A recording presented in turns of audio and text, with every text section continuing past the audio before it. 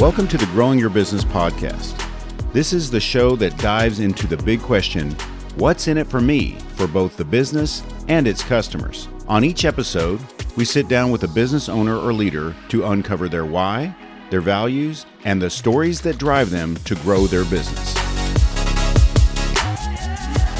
This episode is sponsored by Russ Birch, commercial banker with Frost Bank in Plano, Texas. So joining me today on the Growing Your Business podcast is my friend Alex Bailey with Alex B. Carpentry. Alex, thanks for joining me in the studio. Thank you for having me, buddy. I'm excited to be here. Awesome. We've been talking about getting you here for a while, and so now you're on the show. You're a carpenter, so tell me about what sets you apart, and I want to go into the backstory of how does one become a carpenter? A carpenter. Well, carpentry can mean a lot of different things, and over time has meant a lot of different things. And do you call yourself a carpenter, or I is there do. another name? Yeah, it's the easiest way, at least within people who know anything about what it might be involved with the trades, to understand what I do or what I can do. Outside of the trades, there is a lot of confusion. Sure. Well, do you do retaining walls? Right, And there's I'm very like, specific. I try really hard not to dig holes. Yeah. But I have found myself behind a shovel more times than I would like to. But yes, carpentry, generally you're working with wood. Sometimes there is some stone or mortar involved. Obviously other materials nowadays of plastics and metals and all that. But generally it's building with wood, whether it's big buildings like framing or smaller things like chairs and desks and furniture. Did you wake up one day, it could be your youth, could have been recently, I'm going to be a carpenter and I'm going to work with materials like this? How did that start for you? I did. It was my mid-20s after living my whole life with a father who was a carpenter, who told me my whole life not to be. Oh, wow. The advice was, don't do it. I'm going to do that. He was an excellent craftsman. Oh, I'm sure. Customers loved him, but he was not like a savage businessman making all the money. He was self-employed and struggled financially for most of his career and didn't want that for me, which is understandable. Yep. So it was, well, you're smart, go to school, get a real job, don't break your back for a living. So I went to school, got a real job, had another real job, didn't like the real jobs. Yeah. Office life was just not for They're me. overrated. My back hurt all the time from sitting at a desk all day. Yeah. And got asked to help out somebody building a deck over a holiday weekend. I think it might have been July 4th. Maybe it was a Labor Day weekend. But helper had bailed out on him. It's like, this and that. Can you come help out? And I was like, oh, sure. And just started swinging a hammer. And it's like, man, I forgot how much fun this is. And left the office management job I had at the time and looked for entry level, if that exists, carpentry jobs. I actually applied for full-time carpenter positions, and have your own tools, all your trucks, all this experience, blah, blah, blah. Thousands of dollars of gear. I pretty much wrote in with a cover letter saying, well, I'm not actually a carpenter yet, but I would like to be. Because I really wasn't like an unskilled laborer from what I did learn growing up. It was an easier way to make money in college outside of working at, a retail store. I would help out with a carpenter in the area, whether it was Western Mass or down in school in Pennsylvania. I found somebody and, did fences and other things, whatever they were doing in the summer. Made more money per hour, than everybody else at school who was driving down to the restaurant or whatnot. So I had some experience, but wanted to actually apprentice and learn. I wasn't a kid. I had 2 kids and, was serious about this career change. And so I was looking for somebody to learn under, and fortunately found a great company. They were a successful residential new building and remodeling company in New York. And one of the project managers just sort of liked my background and my intent and wanted to sort of mold me into a little mini version of him. And it was a really good opportunity because I learned from a lot of different people, different foremans and lead carpenters on all the different sites. Technically, I was a laborer, but it wasn't hard to stand out from the other laborers who were really kids out of high school. Yeah. I was, like I said, mid-20s, 2 kids, knew what I was doing. So I was the one who ended up driving the truck, got the company credit card for Home Depot, and ended up dealing between clients and subcontractors and going from this job to that job. So I really did get a good range of experience from the different guys there and just moved on from there. Ended up in the union, was doing this for probably 6-7 years total. And after talking about it for a long time, 2020 happened and work was hard to come by. Offices weren't responding to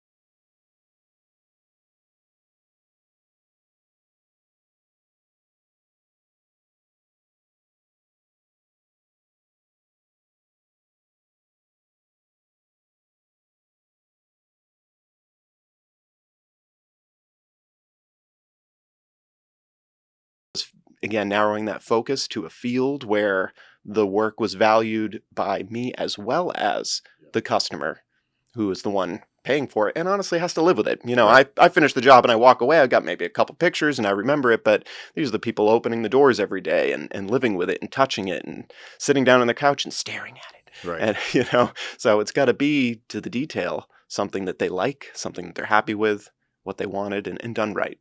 So well, let's talk about that focus, though. There are types of jobs you prefer. Yes. Because the value's there and it's something that they'll enjoy. Give me some examples of the types of things you build and prefer to design. I prefer for solo contracts where I'm meeting with a client, whether it's through an interior designer or just a word of mouth referral, where they, have these built-in cabinets and they never like them because they were there when they moved in and it doesn't fit the way they flow with their family and their daily life.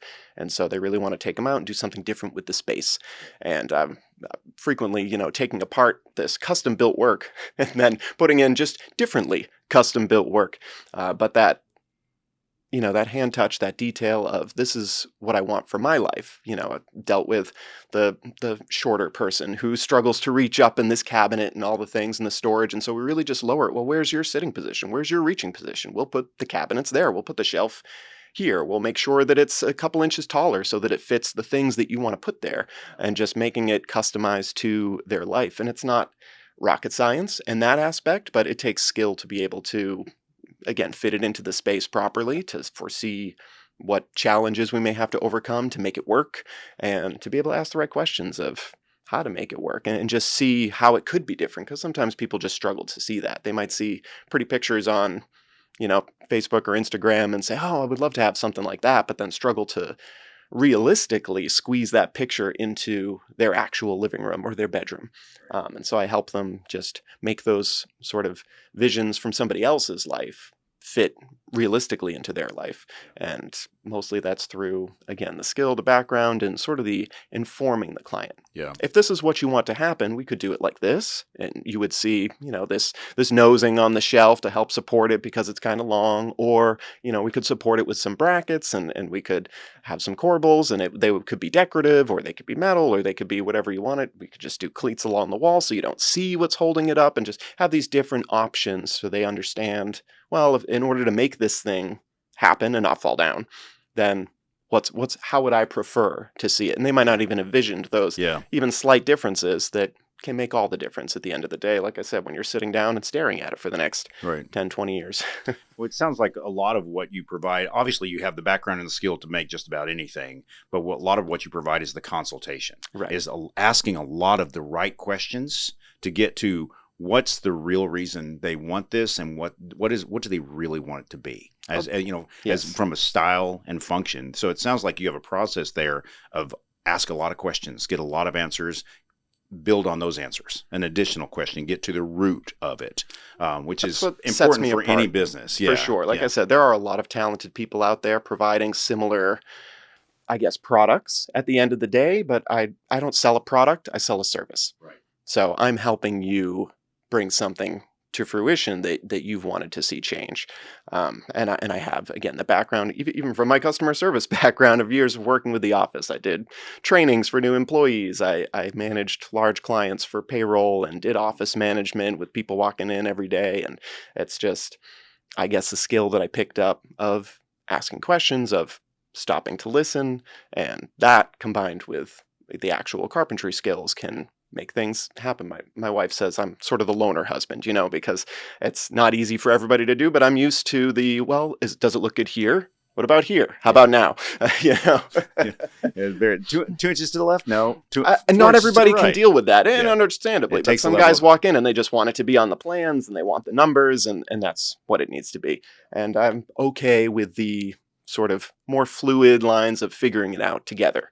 I actually enjoy that collaborative process, both personally with clients as well as professionally with people like architects and interior designers who maybe, again, have that vision and understand maybe more than the average homeowner of how we could accomplish it one way or another, but still, again, lack the practical experience of putting it into place to see this or that where they may run into problems. So sort of just that collaborative process of getting us from idea to something you can walk on is pretty cool. So yeah, I prefer to do those sort of projects directly, whether more woodworking, custom cabinetry, furniture pieces, and I still offer that sort of broader experience to other professionals. And that's the other sort of aspect of Alex B. Carpentry, is coming in as a subcontractor for general contractors out there.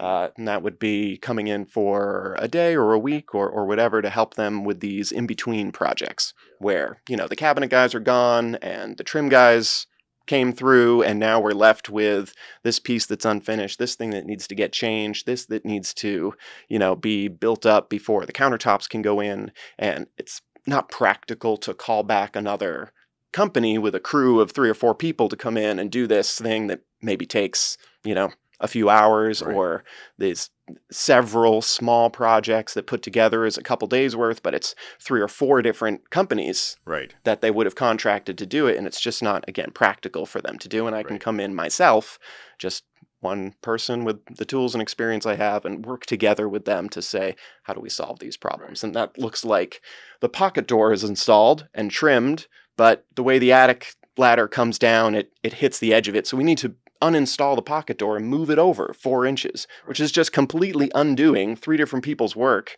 down to the framing, reframing it, reinstalling the door, redoing the trim, just to slide just that small change to have everything the same, but over to the left. And, or, retrofitting things to marry technology with woodworking.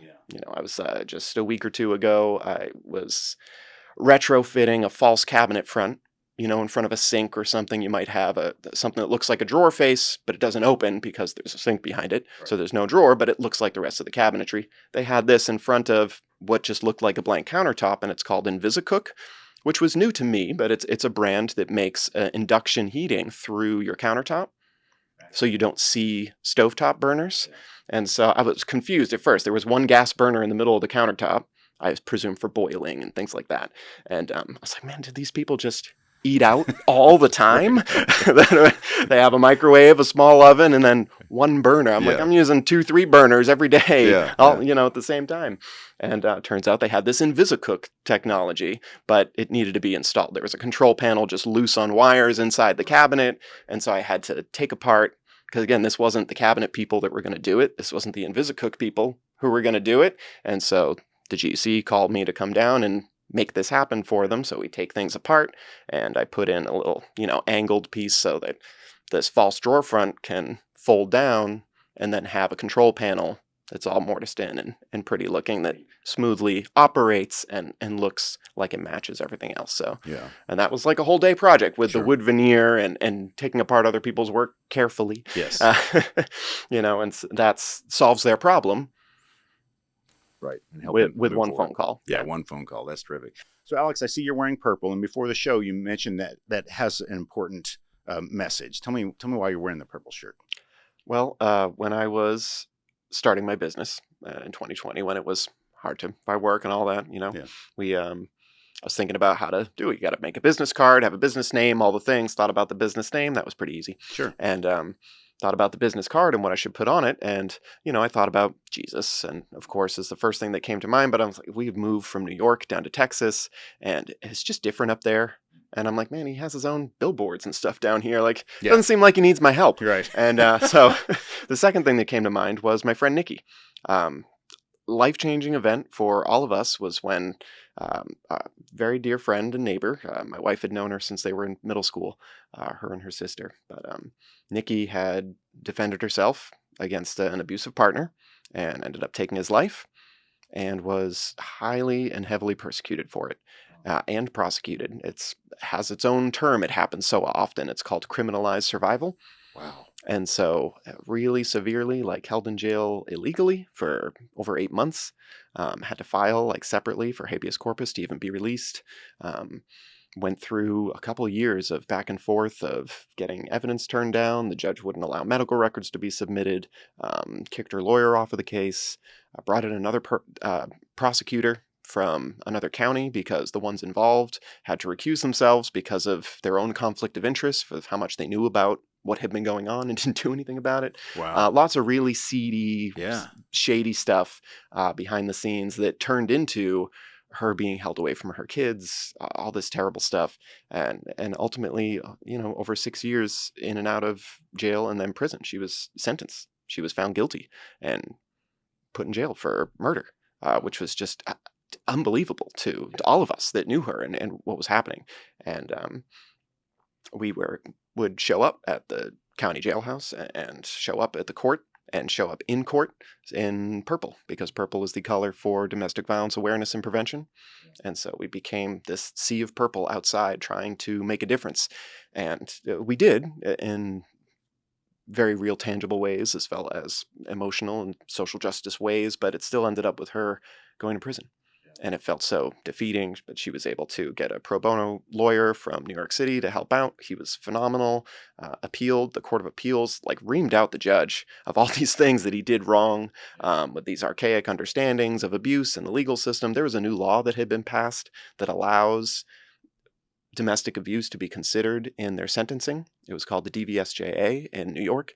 And essentially we understand that you committed this crime, but because of the surrounding circumstances of your abuse, you're not held to the normal minimum maximum punishments. There's other things you can do, less time, you can do community service and counseling and things like that, knowing that these people are under severe circumstances. Sure.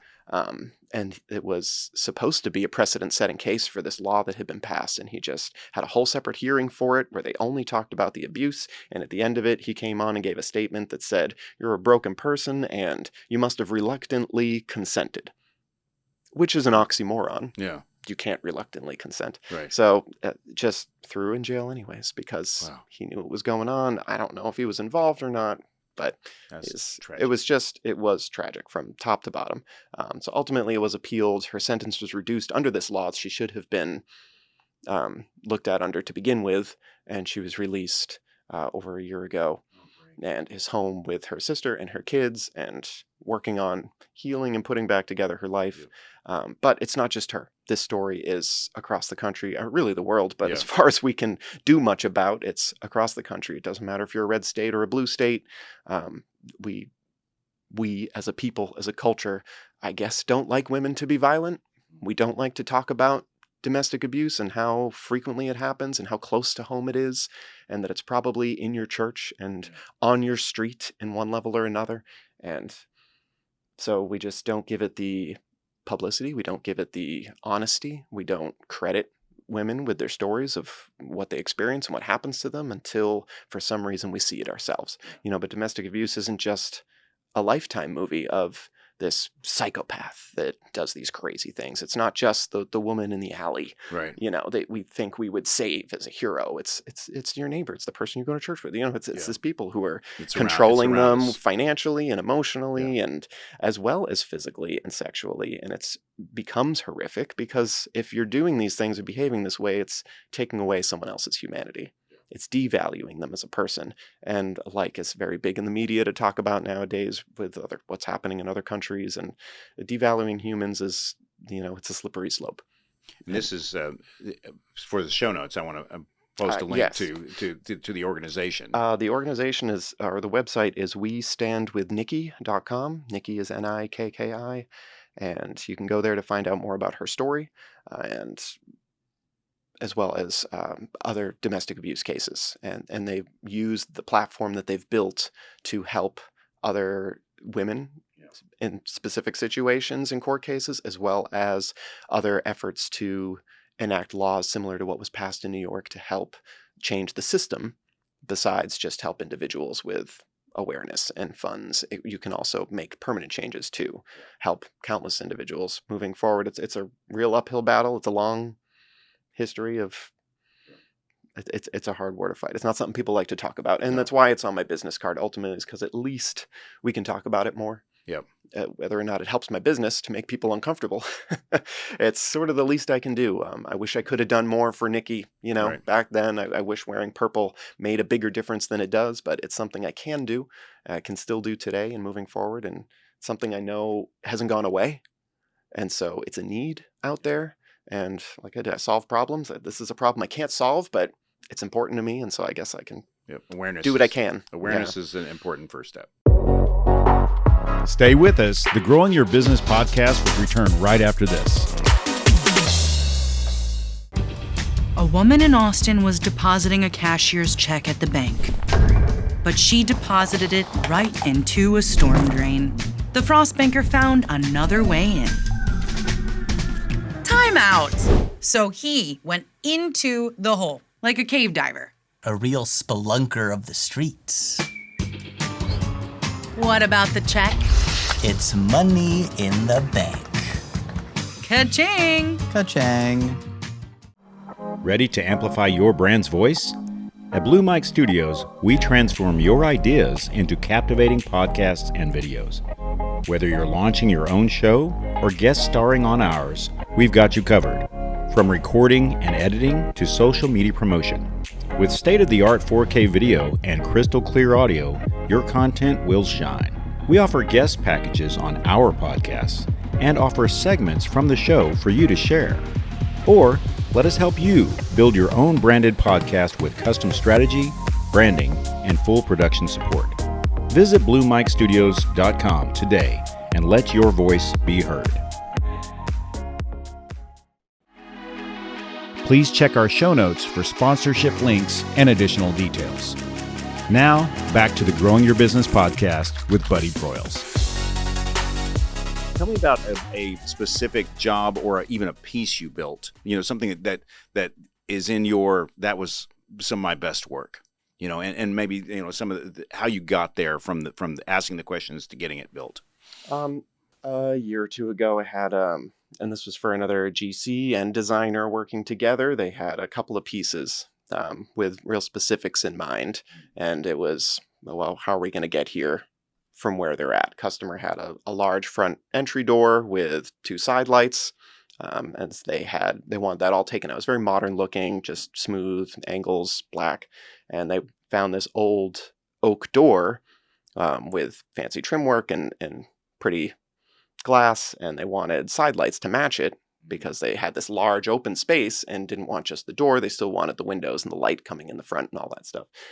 So I had to just match the trim to this door as well as the size and dimensions of this old oak door and build 2 side lights to match and install it all to fit and look like it all went together to begin with. And then inside it was also the fireplace mantle. And that was just a stone fireplace with the stone shelves coming out. It was all rock. And they wanted a wooden fireplace mantle. Designer was very specific, wanted this knotty alder wood, and had a mock-up rendering that she drew digitally. And I asked all those questions, but then couldn't get answers. Oh, no. Yeah. No dimensions. Can I get the drawing from a different angle? How far out do you want each of these tiers to go? Oh, yeah. And I went through my whole process, yeah. But I just couldn't get any answers from them. I'm not sure they why. They hadn't thought further beyond the they just had, it was a part of the grander vision. This was a large remodel. They had, beautiful ceilings. The whole kitchen was redone, all the things. And I'm not sure how much the designer was involved and not, but they had a lot going on, and I just thought that I could get it, and well, this is the wood you're going to need, this is what it's supposed to look like, go. And went through that process of asking all those questions, and the GC stepped in to help a lot with the in-between and filled in some holes, and I was able to put something together that fit and could slide on top of the current shelf. Rather than demoing all the rock out, we just left that in place, and so I built hollow boxes instead. Oh, nice. That would fit dimensionally over the existing rock. Right. And so we had this large, heavy mantle that just slid into place and secured with a couple of screws, and then they trimmed it and stained it to match all their other work and came out to look very much like the rendering at the end. Yeah. And solve the problem of not having to undo all that expensive work. So in theory, if they ever sold, then they can remove that and return it if the next person wants it, like, okay, I've done a number of years those ahead, really. Yeah. And take out a couple of screws, pop it off, everything looks like the old fireplace. Yeah, that's pretty brilliant. Is there, in woodworking, do you work on smaller pieces? I'd say just think like a small makeup dresser or something. Is there something that stands out in your mind that you really enjoyed making? I had some pictures on my Instagram of a toy chest I did actually for my own son. He's been watching this show. Molly Whuppie music. She's from Canada, and she does children's music, folk music, and it's lovely, and it's easy, relaxing to listen to. Likes to watch the videos of her singing whatever, traditional folk songs before bed. Yeah. And she has this one video where she walks her through her tickle trunk, she calls it, and it's all her little things, her kazoos and jaw harps and shakers and all kinds of fun stuff that fits in the trunk that doesn't, it's not a guitar hanging on a wall. Right. And she says it's from this old show I used to watch when I was a kid. So it's funny to me, handing down now from generations, that some show when she was a child, I presume in Canada, that this person had what he called a tickle trunk, and he'd open it up and it had the costume he was going to wear for that day. And it was a kid's show. And my kid's never seen this show. I don't know what it is, but now he has a tickle trunk. Yeah. That's what he wanted for his birthday. He wanted a tickle trunk birthday. And we were like, what is that exactly? So we had music, and he got musical instruments, and I built him a tickle trunk from some material I had. So it's all out of natural walnut and birch, and put pieces together with splines to alternate colors and give it a little texture and movement and dimensions, and join the corners together, cut the dovetails, and have it all there. So it's sort of a piece that he can take with him. Yeah. My wife loves it, and it's sitting in the living room right now, because that's where he plays more than his own room. Yeah. But I can take it with him and give it to his kid someday. Before you came in, I popped on there. I didn't know exactly what you're looking at. So I'll share the any links you give me for your social media. We'll put in the show notes. So if you're listening or watching, you can go into the show notes and find that, and you can see the tickle trunk that Alex made, and see if you want one for your family. That's really neat that you can make legacy pieces too. When you make it out of real materials, it's not hard. Can I say that? No, I mean, someone at your skill level. Without devaluing my work. But it just, the difference is staggering. You can spend thousands and thousands of dollars on even something like kitchen cabinets or a fancy dresser or an armoire, and it's, paper on the inside with a thin veneer, and the kids play, or just life opening and closing, moving the piece, or moving stuff in and out of the room. Dogs, their claws, or chew on it, or spill something, anything, and you've got that little 32nd 64th of wood that's gonna start to peel from an easy chip, humidity, spills, all the things, just life. And now you've got paper and cardboard exposed underneath it, and chips away more. And if you get damage near any sort of joints holding the boxes together, the hinges, then you can't really repair it very well either, because what are you going to glue or tack into the rest of the paper? Right. Yeah. It just doesn't have the bones. You wouldn't build a house with cardboard studs, and we build furniture all the time made out of compressed and glued paper. It just doesn't hold up. It looks nice at first, but like you said, it's not an heirloom piece to pass down through the generations. And if you just build it with the right techniques, then it can last. Wood holds itself together for a long, long time. Yeah. Is there a particular wood that you prefer to work with? No. When you're building a legacy, you can work with oak, maple. It's really fun actually to work with different kinds. And all the time, and that's interesting, because they all feel a little bit different. They look and smell a little bit different, and they work differently with the hand tools. When you're cutting it with a chisel or a plane, they just all sort of have their own character and behavior with the grain of the wood. Some are harder, some are splinter and chip off more, some are smoother and buttery feeling. It's just that's part of the joy of the handwork. I'd like to move more in that direction, in the future when I'm old and living on a farm somewhere. Hopefully I'll just be like Paul Sellers I've used this plane every day for 60 years. I might be a little behind the curve for the 60 years part, but you get there. But it's beautiful. And when something was envisioned and drawn and worked from the beginning, every step of the way by hand, it just creates, again, something that lasts, but also something that has a piece of somebody else in it. It's made by a human, not a machine in a factory. Right. And that has its place. This table wasn't built by hand, and it's working great as a table. Yeah. It's holding up all the stuff. Yeah. My coffee didn't fall down. Right. But again, this isn't going to get passed down to your kids. It's not going to be the centerpiece or a focus in your home. It doesn't have a story attached to it. It's purely functional. Yeah. And I think that function is great. Obviously, we can't live without it, but there's an idea for form, and beauty. Yeah. And we lose it a lot in the modern architecture. From the outside to the inside of our homes, they just tend to look the same. especially in housing developments locally here in Texas. You could get lost in the neighborhood, with all the houses looking the same. And it didn't used to be that way. Walk through something like downtown McKinney, where the houses were built one at a time, Victorian style with the fancy corbels and trim work outside. It adds so much character, and the style itself might not be to everyone's taste. But the style can change and still be unique, still be handcrafted, and still be well made that's going to last. And those are things that I value, and they can be translated to a lot of different tastes as far as style goes. So I hope that it comes back into fashion. I think that it is. Yeah. This idea of handmade, of local made, of understanding where it comes from, understanding the quality with which it's made, knowing that this investment you're making, because it's not like things aren't getting more and more expensive. You're making an investment one way or another. Are you making an investment that's going to last? Or are you making an investment that you're just going to have to make again? When that wears down or breaks, or your function changed slightly and now it doesn't fit.